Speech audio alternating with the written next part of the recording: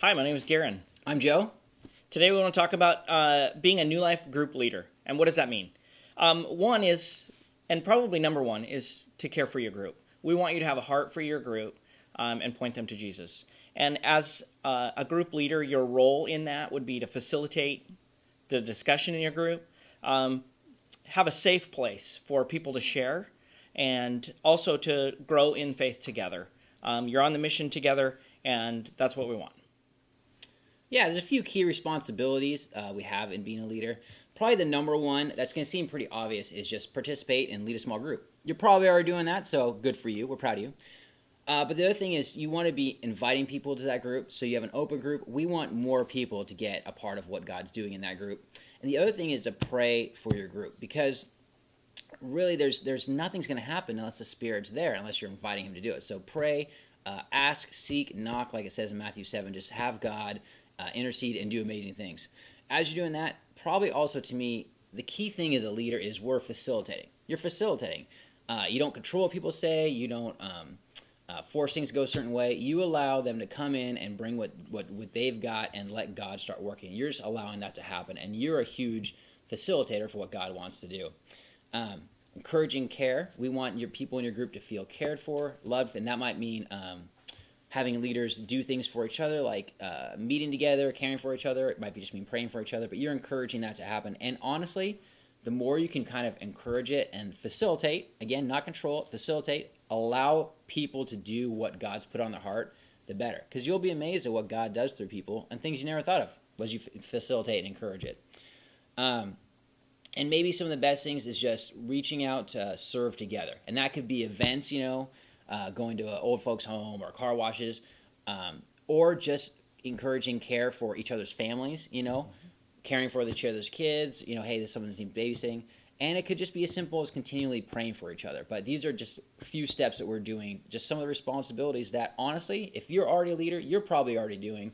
But it's amazing to see when you start going, God, can you do these things? What can you do? You start praying. God will just make amazing things happen. Cool. Yeah. We also want to talk a little bit about ongoing development for yourself. And some of that is being able to connect with a coach, a group coach, for encouragement, that person to be able to help you with things that are coming up, resources, that type of thing. Also attend trainings. Watching these videos is one way that you can help grow in your ability to lead a group. And then also have an apprentice, somebody that you can pass on that can then lead another group. And then the last thing is it's important to share that you have a group. And we want you to be able to make sure that your group is connected in the catalog so people can find it. We want you to invite, but also make sure that people see that in the catalog. So, Yeah, absolutely. If you're not in the catalog, no one's going to know you're there. We want to fill your group up. And then one of the things, too, is just seeing yourself as a leader. I think one of the biggest obstacles sometimes is we tell ourselves we can't do it, or somehow Satan tells us we can't do it. And I think one of the things that's best to remember, and you're hearing it now, don't forget, if you're a leader because God called you to be a leader. He planned it for you to happen. So He's going to make things happen in your small group. Again, we're praying, we're giving it to God, it's grace. He's going to make it happen, not you. Even if you've got doubts or fears, you're a leader because God called you to be that. And the way He's gifted you is how He wants you to be gifted. And He's going to work through you through that, which is pretty amazing. I got a couple key points. One is just spiritual velocity, that you're going, hey, I'm willing to grow and I want to be open to what God wants to teach me. And so that might mean your daily time with God, reading the Bible and praying, but also as you come to the small groups, like coming open, allowing God to just work through you so you're not just the leader of the small group, but you're also learning and growing with everyone else. Another thing is, it kind of flows the same idea, but teachability. Are you open? Are you allowing God to say things? I lead a small group, and they're a bunch of guys, and honestly, I feel like I learn more in that small group than they do. I came in even in kind of some rough patches of my life with the small group, and they really poured into me. And I think I could have easily come in going, hey, I'm the spiritual guru here, and you'll hit on that in a minute, but it's not the right way to do it. You got to come in being willing to be taught. And then just a relational intelligence, caring about people, looking at people. Hey, what can people need? Basically just being relational. Hey, we want to love people, care for people, and let them know that you're there for them, and just being relational in their lives.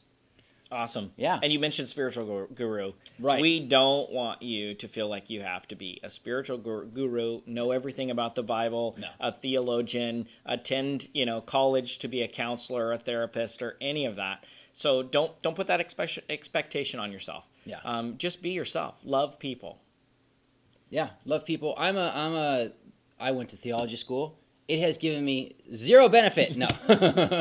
I mean, there's a few A little times, bit. a little bit, yeah. I know where a few things in the Bible are, but honestly, it's all about, just what you've been saying, Garen, just like loving people, being relational, being teachable. Those are the things that really, it's just facilitating. Those are things that really matter. No one cares.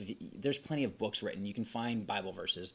It's really about letting God use you to love other people. And, man, again, if you're already doing it, God has called you to it. His plans for you are a million times bigger than yours are, and we know you're going to do great things. Thanks for watching. Thank you.